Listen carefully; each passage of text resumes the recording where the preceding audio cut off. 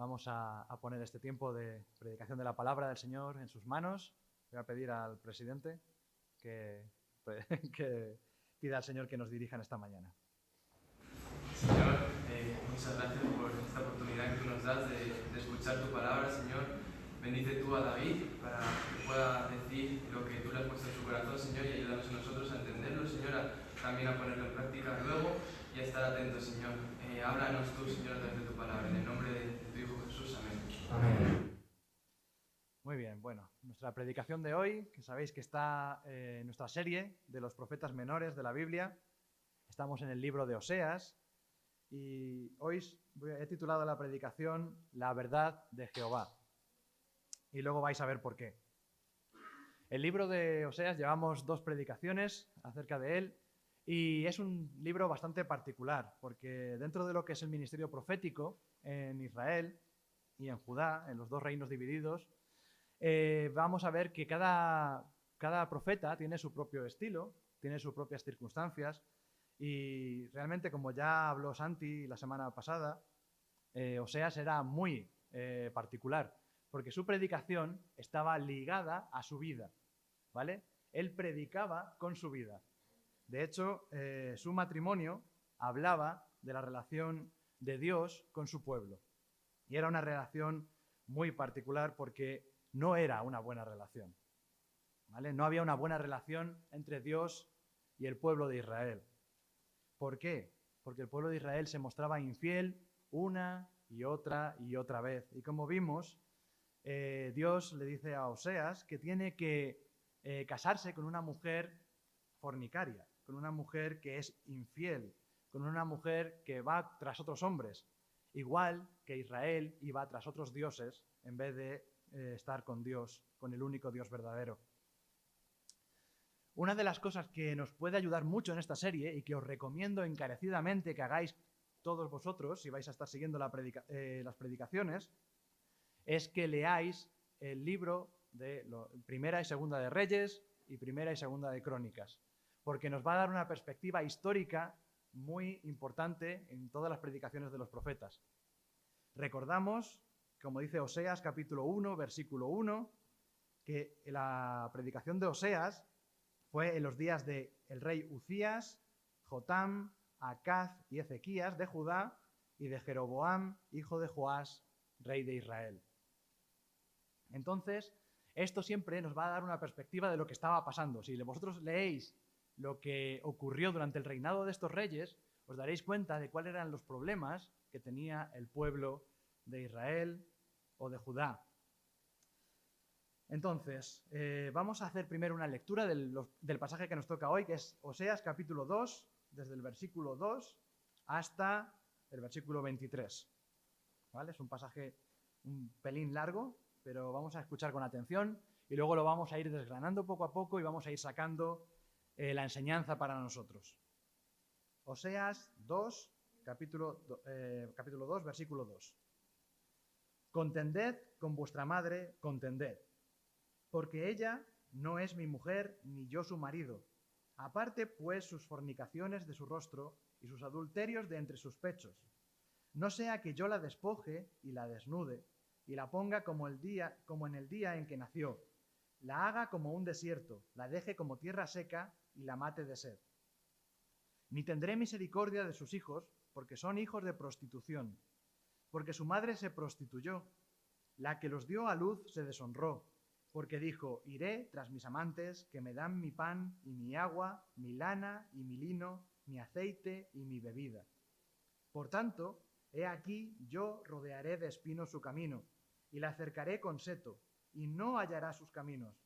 Seguirá a sus amantes y no los alcanzará, los buscará y no los hallará. Entonces dirá, iré y me volveré a mi primer marido, porque mejor me iba entonces que ahora. Y ella no reconoció que yo le daba el trigo, el vino y el aceite, que le multipliqué, la plata y el oro que ofrecían a Baal. Por tanto, yo volveré y tomaré mi trigo a su tiempo, y mi vino a su sazón, y quitaré mi lana y mi lino que había dado para cubrir su desnudez. Y ahora descubriré yo su locura delante de los ojos de sus amantes, y nadie la librará de mi mano. Haré cesar todo su gozo, sus fiestas, sus nuevas lunas y sus días de reposo, y todas sus festividades. Y haré talar sus vides y sus higueras, de las cuales dijo, mi salario son, salario que me han dado mis amantes, y las reduciré a un matorral, y las comerán las bestias del campo. Y la castigaré por los días en que incensaba a los Baales, y se adornaba de sus zarcillos y de sus joyeles, y se iba tras sus amantes y se olvidaba de mí, dice Jehová. Pero he aquí que yo la atraeré y la llevaré al desierto, y hablaré a su corazón, y le daré sus viñas desde allí, y el valle de Acor por puerta de esperanza. Y allí cantará como en los tiempos de su juventud, y como en el día de su subida de la tierra de Egipto. En aquel tiempo, dice Jehová, me llamarás Isí, y nunca más me llamarás Baali. Porque quitaré de su boca los nombres de los Baales, y nunca más se mencionarán sus nombres. En aquel tiempo haré para ti pacto con las bestias del campo, con las aves del cielo y con las serpientes de la tierra.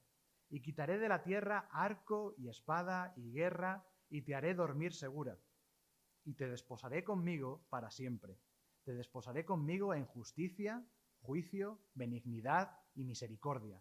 Y te desposaré conmigo en fidelidad, y conocerás a Jehová. En aquel tiempo responderé, dice Jehová. Yo responderé a los cielos, y ellos responderán a la tierra. Y la tierra responderá al trigo, al vino y al aceite, y ellos responderán a Jezreel.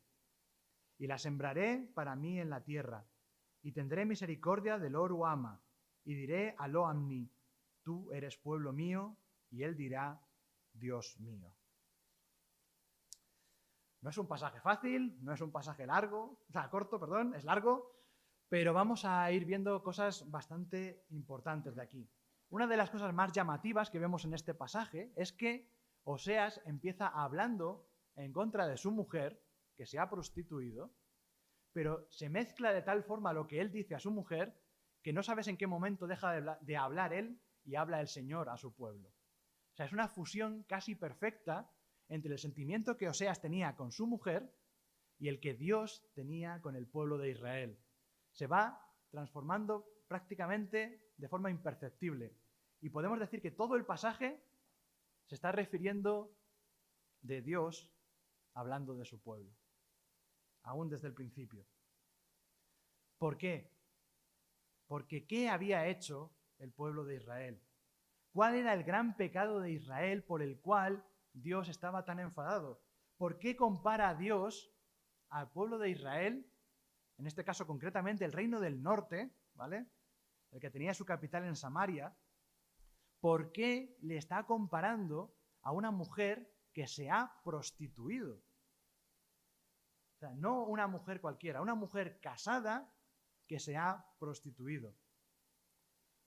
Y vamos a ver solamente una pincelada. Vamos a ir a Segunda de Reyes, capítulo 14. Segunda de Reyes, capítulo 14 y versículo 23.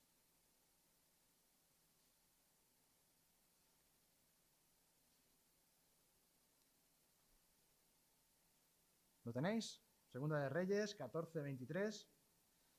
En el año 15 de Amasías, hijo de Joás, rey de Judá, comenzó a reinar Jeroboam, hijo de Joás, sobre Israel en Samaria, y reinó 41 años. E hizo lo malo ante los ojos de Jehová, y no se apartó de todos los pecados de Jeroboam, hijo de Nabat, el que hizo pecar a Israel. Hasta ahí voy a leer solamente. Quiero que os fijéis en esta cosa. Este Jeroboam, este segundo Jeroboam de Israel, dice que hizo lo malo ante los ojos del Señor.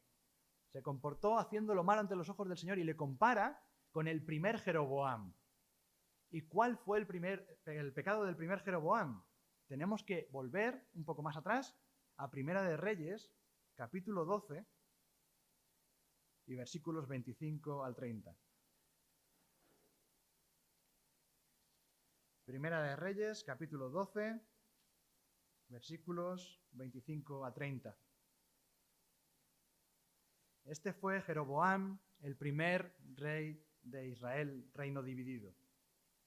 Dice así: entonces reedificó Jeroboam a Siquem en el monte de Efraín, y habitó en ella, y saliendo de allí reedificó a Penuel. Y dijo Jeroboam en su corazón: ahora se volverá el reino a la casa de David. Si este pueblo subiere a ofrecer sacrificios en la casa de Jehová en Jerusalén, porque el corazón de este pueblo se volverá a su señor Roboam, rey de Judá, y me matarán a mí, y se volverán a Roboam, rey de Judá.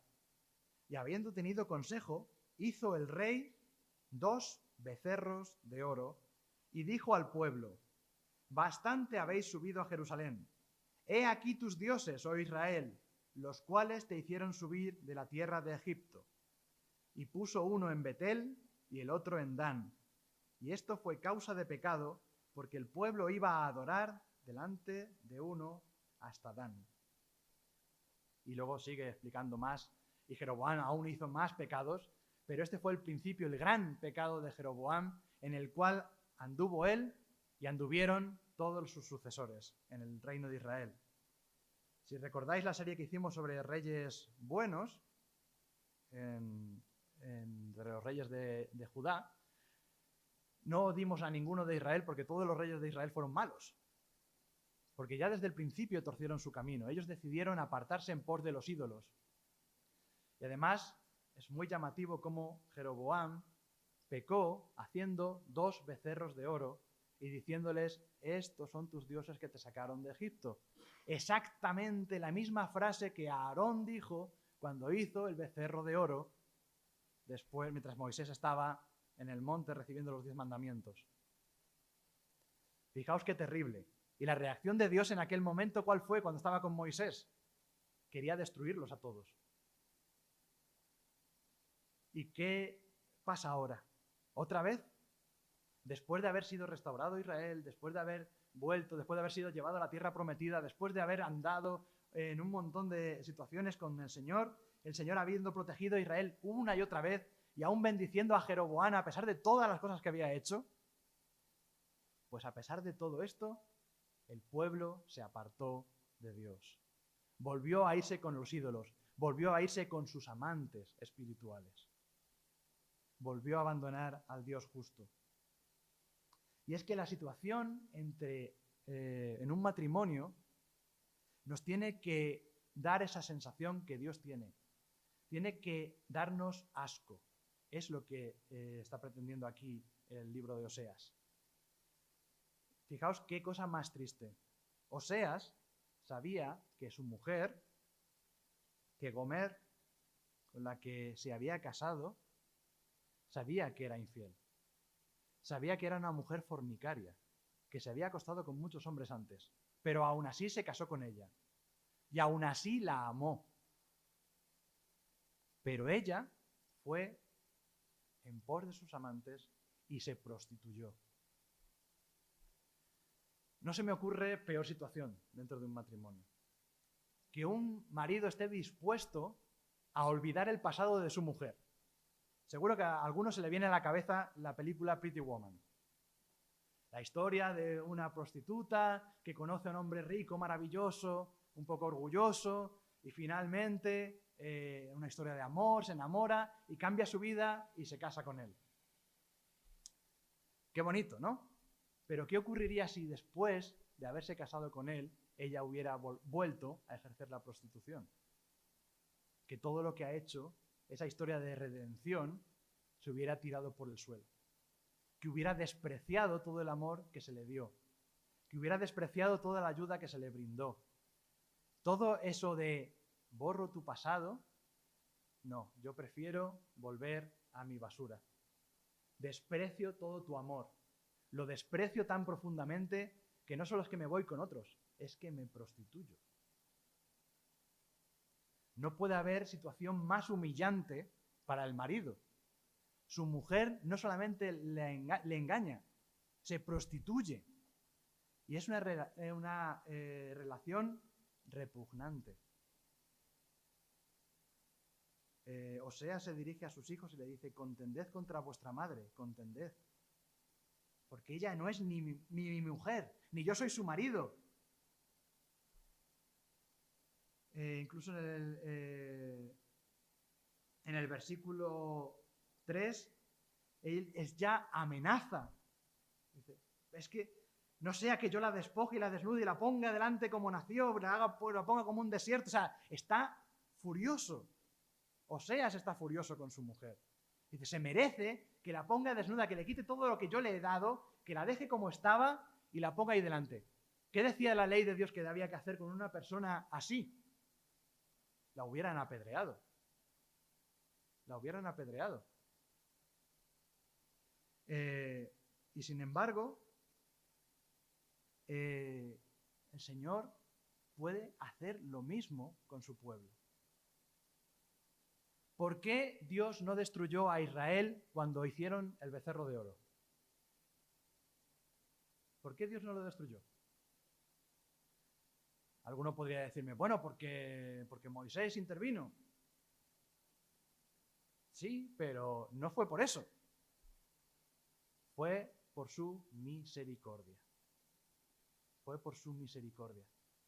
Porque Dios no nos da todo lo que nos merecemos. Dios no nos da todo lo que nos merecemos y eso es la misericordia de Dios. Es más, Él no nos da misericordia, o sea, nos da misericordia, no nos da lo que merecemos y nos da la gracia, que es aquello que no merecemos, que es su salvación, su redención, su paz. Los hijos de Gomer eran hijos de prostitución. Como explicaba Santi la semana pasada, posiblemente Jezreel fue el único hijo legítimo de Oseas. Tanto Lo-ruhama como Lo-ammi eran hijos ilegítimos, hijos de los amantes de Gomer. Y Dios les dijo que les pusiera esos nombres por algo. Por algo. ¿Qué significaba Lo-ruhama? Significa no compadecida. Que Dios no iba a tener compasión de ella, no compadecida. Fijaos, es como decir, no misericordia contigo. Contigo no misericordia. Y a Lo-ammi, no pueblo mío.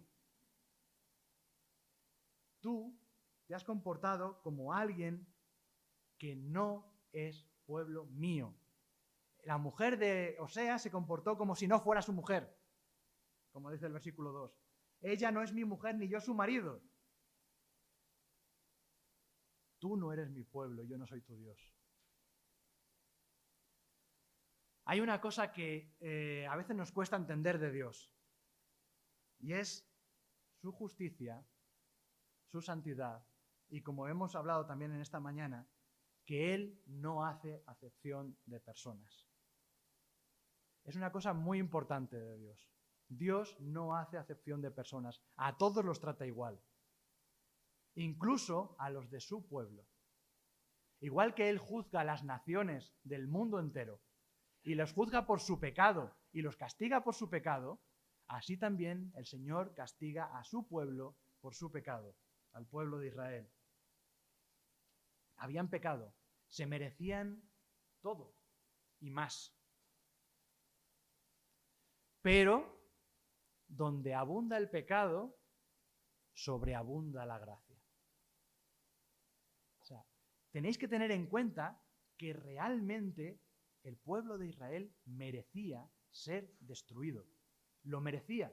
Merecía ser completamente abandonado por Dios. Lo merecía. La mujer de Oseas merecía ser abandonada por su marido. Lo merecía. Lo merecía realmente. Y encima no solamente esto. Hemos visto un poquito del principio del reinado de Jeroboam II, ¿vale? El rey de Israel, el que hizo lo malo ante los ojos del Señor. Pero su reino prosperó. El reino de Jeroboam prosperó, era un reino próspero. Era un reino que aumentó sus fronteras. Era un pueblo que podía estar orgulloso de lo que habían conseguido. Y es lo que ocurre aquí. Versículos 5 en adelante. Porque su madre se prostituyó La que los dio a luz se deshonró porque dijo: iré tras mis amantes que me dan mi pan y mi agua y mi lana y mi lino, mi aceite y mi bebida.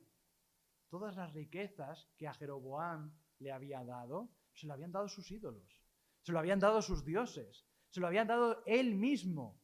Él había recibido riquezas y no lo había recibido de Dios, lo había recibido de sus amantes.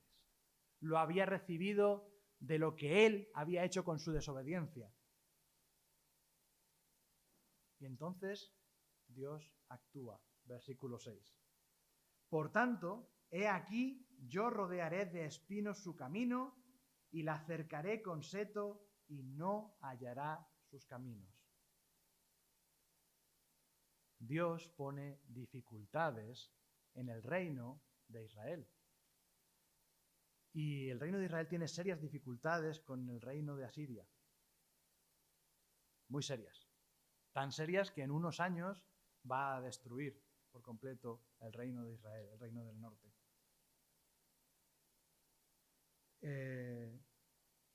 Pero aún así, versículo 7, seguirá a sus amantes y no los alcanzará. Los buscará y no los hallará. Seguirá buscando, seguirá en su camino de pecado, de separación de Dios, y sigue empeñado. No quiere saber nada de Dios. No quieren obedecer a Dios. No quieren pedir perdón a Dios. Cuando Dios ofreció su mano constantemente. Constantemente llamó profetas para que le hablaran a los reyes de Israel y le dijeran: arrepiéntete de lo que has hecho. Vuélvete a Dios y yo te bendeciré. Pero no quisieron. No quisieron. Siguieron. Y hay pequeños momentos que parece que se arrepiente. Pequeñísimos momentos. Como al final del versículo 7. Entonces dirá: iré y me volveré a mi primer marido porque mejor me iba entonces que ahora. Y parece que se va a volver. Y que va a aceptar de nuevo a su Dios. Pero versículo 8. Y ella no reconoció que yo le daba el trigo, el vino y el aceite, y que le multipliqué la plata y el oro que ofrecían a Baal. Todo lo que tenían, yo se lo di. Yo se lo di. ¿Y ellos qué hicieron? Se lo ofrecieron a Baal. Fueron infieles una vez más.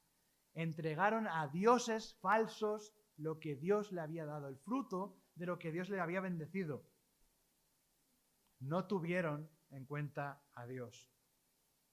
Y cuando esto ocurre, cuando es avisado una y otra vez, una y otra vez, una y otra vez, y siguen sin oír, y siguen sin obedecer, y siguen en ese plan de rebeldía, llega el juicio de Dios.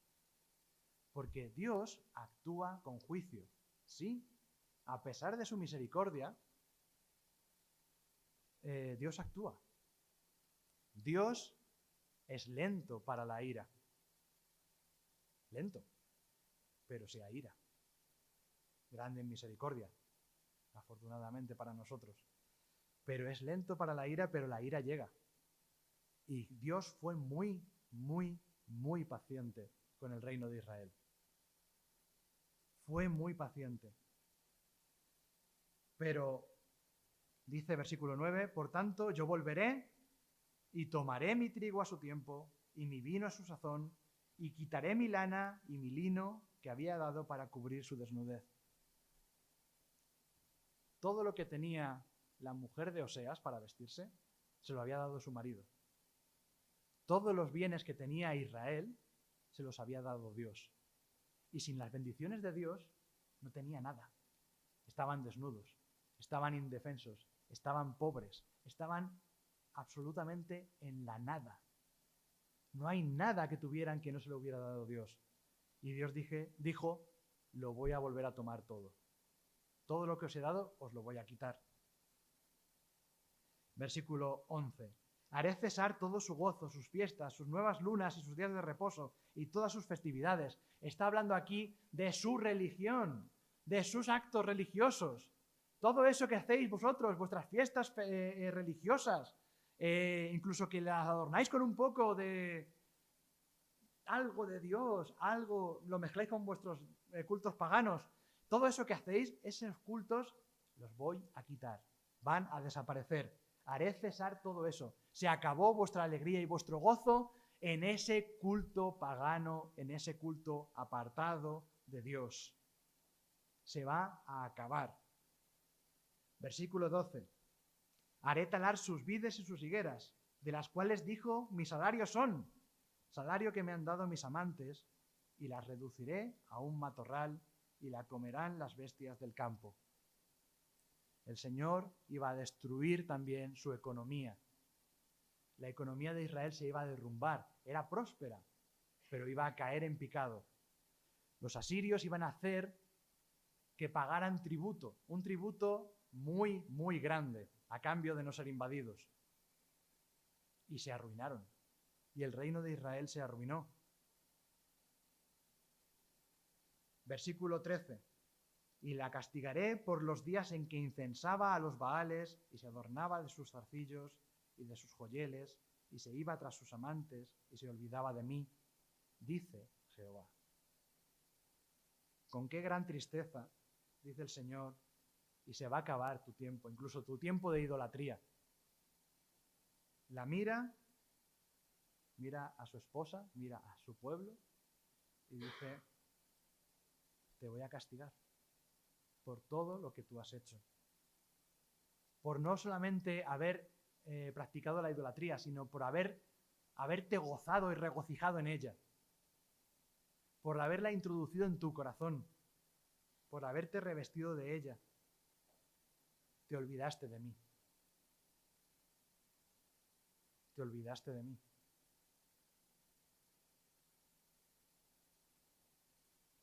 Qué triste. Qué horrible. Qué repugnante debería parecernos. Como aquella mujer adúltera y prostituta que tenía Oseas. Oseas le había dado todo y ella lo había despreciado todo para irse con sus amantes. Lo había despreciado todo.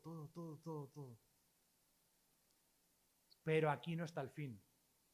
El fin no queda en el juicio.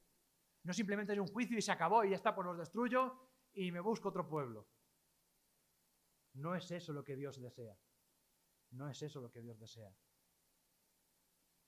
Dios castiga al que ama, porque quiere que vuelvan a Él.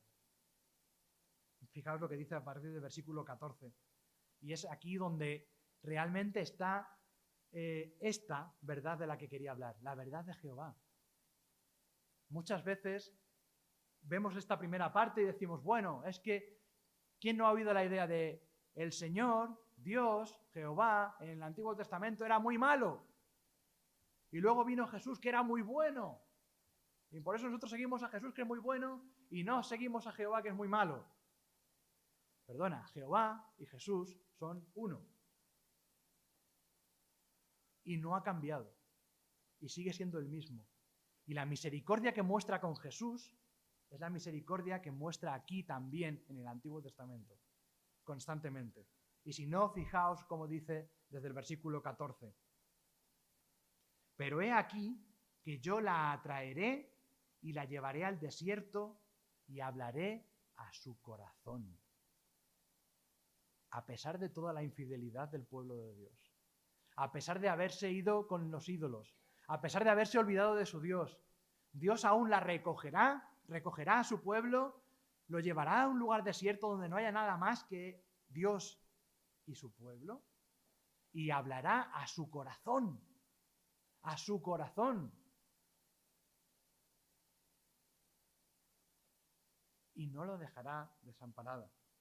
Y le daré sus viñas desde allí y el valle de Acor por puerta de esperanza.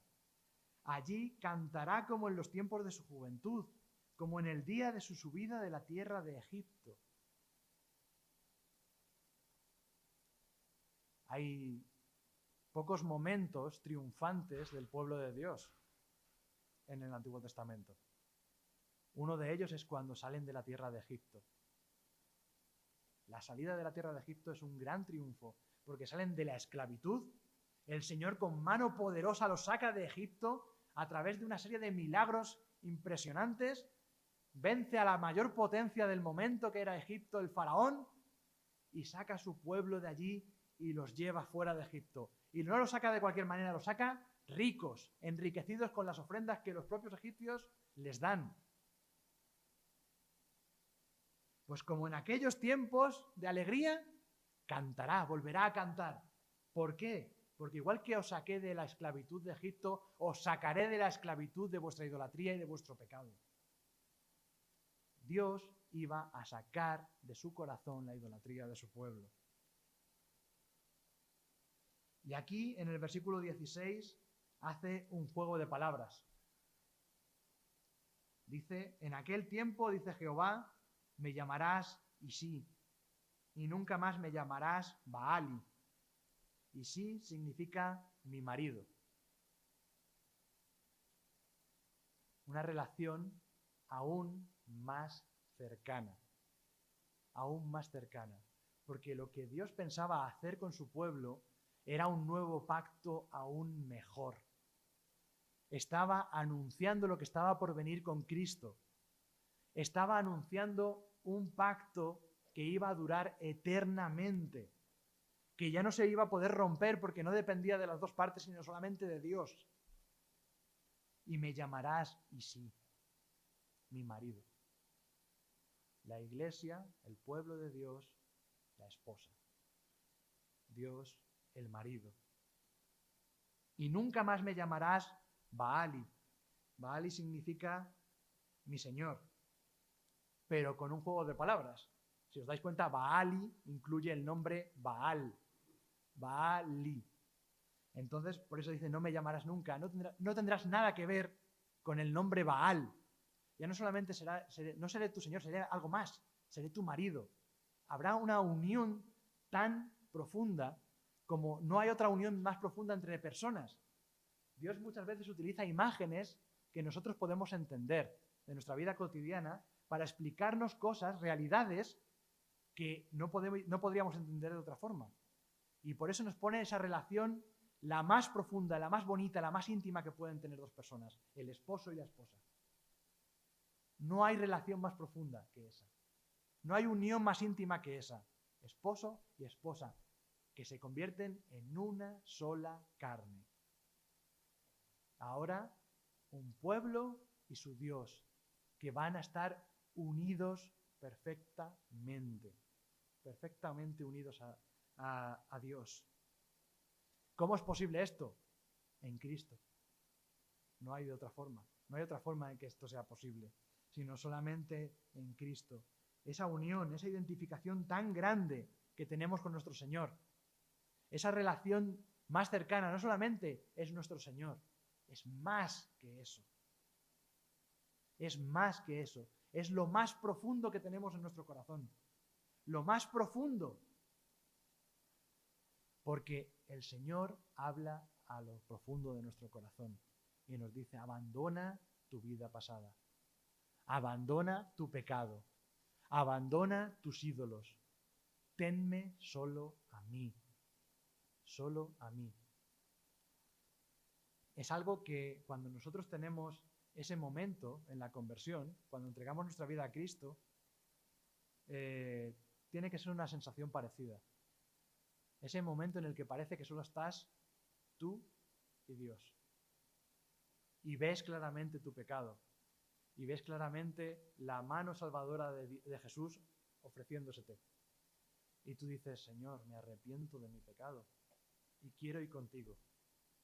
Ese momento tan íntimo, tan especial, tan bonito, tan profundo, solo es posible por Cristo. Y es lo que el Señor tiene ahí. Sí, el Señor ha castigado, sí, el Señor ha hecho juicio, pero su amor es infinitamente superior, infinitamente más grande. Va mucho más allá de lo que nosotros merecíamos, porque merecíamos ser destruidos, igual que el pueblo de Israel merecía ser destruido. Y aquí es donde nos tiene que recordar siempre esto. Durante toda la historia de los profetas menores vamos a ver muchísimo esto, el pecado de Israel, el pecado de Judá, el pecado. pero siempre la mano del Señor intentando quitar ese pecado, ofreciéndose para quitar ese pecado, ofreciéndose para ser el Dios de su pueblo, para ser el esposo perfecto.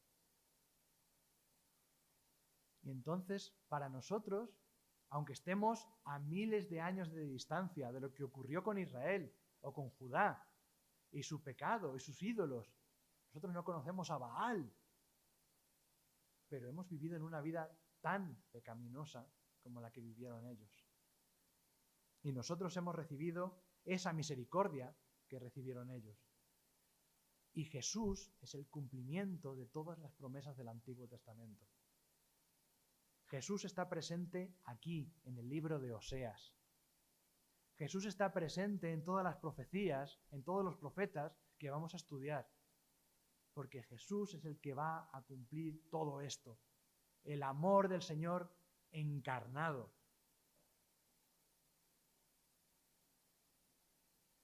Versículo 17, quitaré de su boca los nombres de los Baales, nunca más se mencionarán sus nombres. En aquel tiempo, versículo 18, haré para ti pacto con las bestias del campo, con las aves del cielo, con las serpientes de la tierra. Quitaré de la tierra arco y espada y guerra y te haré dormir segura. Habrá paz.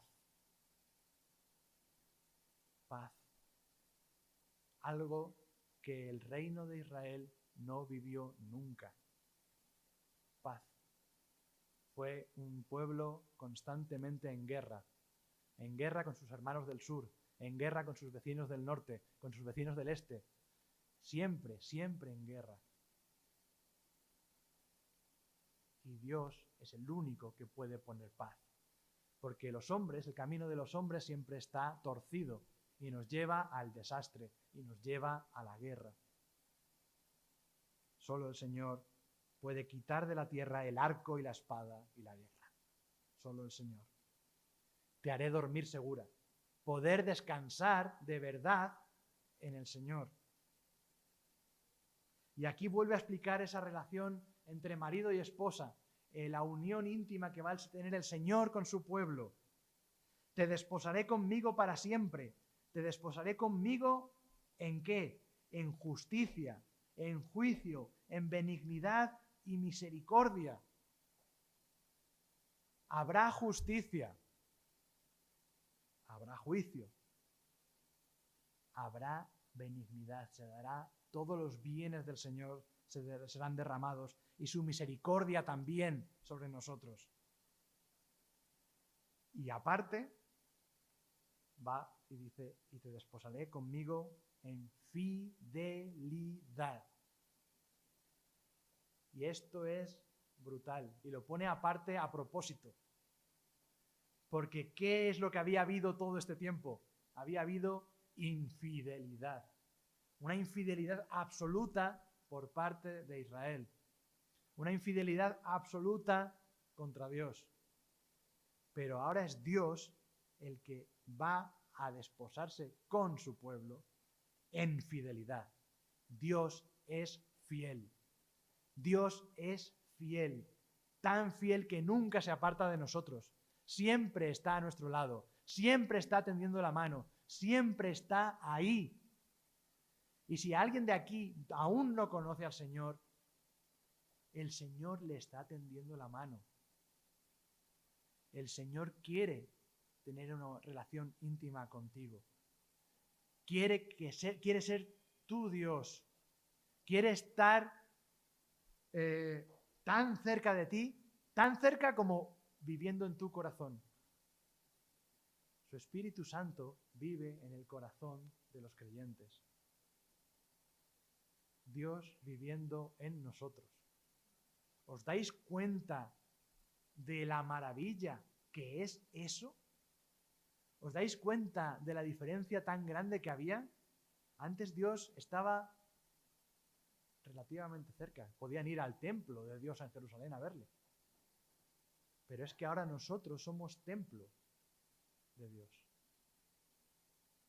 Nosotros somos templo de Dios. Este edificio no es el templo de Dios. Nosotros somos el templo de Dios. Ya no hay un templo de piedras y de columnas. Hay un templo de carne, y somos nosotros. Y esto es lo que Dios quería hacer con nosotros. En aquel tiempo responderé, dice Jehová, yo responderé a los cielos y ellos responderán a la tierra, y la tierra responderá al trigo, al vino y al aceite, y ellos responderán a Jezreel.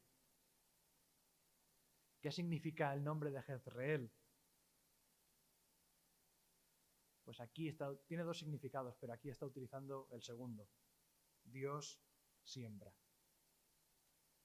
Jezreel significa Dios siembra. Y Dios va a dar fruto a su pueblo.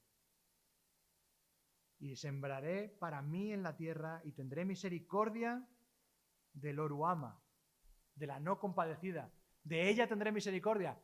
¿Os acordáis? No compadecida, no misericordia. Pues me compadeceré de ella. Y a lo a mí, que es no mi pueblo, le diré, tú eres pueblo mío. Y él dirá, Dios mío. Y este final de capítulo es realmente impactante, porque está diciendo que a pesar de todo lo que ha ocurrido, a pesar de toda la maldad de los hombres, a pesar de eso, Dios tiene un amor tan grande que yo no lo puedo comprender. Yo no puedo comprender esto. No puedo comprender tantas oportunidades, tanta misericordia, tanta mano tendida, tanto amor derramado, tanta fidelidad. Y pienso precisamente en esto. Si yo fuera Oseas y mi mujer me hubiera abandonado por otros y si hubiera ido a la prostitución, ¿sería yo así? ¿La perdonaría? ¿Me ofrecería yo para perdonarla? Sería terriblemente difícil para mí. Yo diría que imposible, a no ser que Dios me hiciera hacerlo. A no ser que Dios tocara mi corazón y me impulsara a hacerlo. Porque humanamente yo no lo haría. Humanamente yo no lo haría. Y gracias a Dios que Dios no es humano, que está muy por encima de eso. Y ahora, la que no estaba compadecida recibe misericordia. Y el que no era su pueblo es su pueblo. Y esto nos lleva a Romanos, capítulo 9, versículo 25, porque aún Pablo lo usa para ampliarlo aún más. Estos versículos, dice Pablo, no se están refiriendo solamente al pueblo de Israel, se están refiriendo a todos nosotros. Romanos capítulo 9, versículo 25. Como también en Oseas dice, llamaré pueblo mío al que no era mi pueblo y a la no amada, amada. Y en el lugar donde se les dijo, vosotros no sois pueblo mío, allí serán llamados hijos del Dios viviente. Y como dice en el versículo 24, un poquito antes, que dice que también nos ha llamado a nosotros, no solamente de los judíos, sino también de los gentiles. Porque nosotros no éramos pueblo, como lo a mí. Nosotros no éramos pueblo de Dios, no éramos Israel, no éramos Judá, pero ahora somos pueblo de Dios. Dios nos ha acogido en su familia. Hemos sido rescatados, hemos sido redimidos. El amor de Dios es tan grande. ¿De verdad me vais a decir que el Dios que ha escrito, que ha dicho lo que ha dicho aquí en Oseas, no es el mismo Dios que se presenta en los evangelios? Es exactamente el mismo. Exactamente el mismo. Jesús también decía que había que arrepentirse que teníamos que arrepentirnos de nuestros pecados, que teníamos que volvernos de nuestro pecado a Dios. Y Él dio todo por nosotros. Todo lo que no merecíamos. Y nos ha hecho pueblo. Y nos ha hecho su esposa. Es algo increíble. increíble. Y esta idea, que también tocamos la semana pasada, que Santi tocó la semana pasada, se va a repetir a lo largo del libro de Oseas. Su vida es un reflejo de lo que Dios hace con su pueblo. ¿Qué formas más extrañas tiene Dios de hablarnos a veces, verdad? ¿Qué formas tan curiosas de presentarnos sus realidades, sus verdades? Pero por una forma y por otra, el Señor quiere llegar a tu corazón, a mi corazón. Quiere mostrarnos la realidad que estamos viviendo. Quiere que nos apartemos del pecado y que nos volvamos a Él. Y que seamos un pueblo fiel como Dios es fiel. Pues vamos a orar y dar gracias al Señor por su palabra. Señor, bendito seas tú. Muchísimas gracias, Señor, por todo lo que tú has hecho. Gracias por un plan de amor tan grande. Gracias por, Señor, intervenir en la historia, pero de una forma que no podemos más que admirarnos, Señor, y caer de rodillas delante de ti y decirte gracias y amarte, Señor, porque tú nos has amado primero. Gracias, Señor, porque nosotros también estábamos apartados de ti. Nosotros también estábamos en pecado. Estábamos en nuestra propia prostitución. Pero, Señor, tú nos has sacado de ahí. Nos has limpiado con la sangre del Cordero de tu Hijo Jesucristo. Y ahora nos has hecho hijos tuyos. Somos parte de tu familia y tenemos esa unión tan estrecha contigo. Señor, queremos reflejar como pueblo tuyo esa unión del esposo y la esposa. Queremos, Señor, ensalzarte y darte gracias por lo que tú has hecho, porque has hecho algo que era imposible, humanamente imposible, pero tú eres Dios Todopoderoso. Bendito seas tú, Señor. Ayúdanos a recordar estas verdades, ayúdanos a tenerlas siempre en cuenta, ayúdanos, Señor, a acordarnos de tu misericordia, aún en los tiempos difíciles. Y, Señor, queremos que tú nos lleves a casa ahora con tu paz y tu bendición, esa paz maravillosa y esa bendición que no tiene fin. En el nombre de Jesús.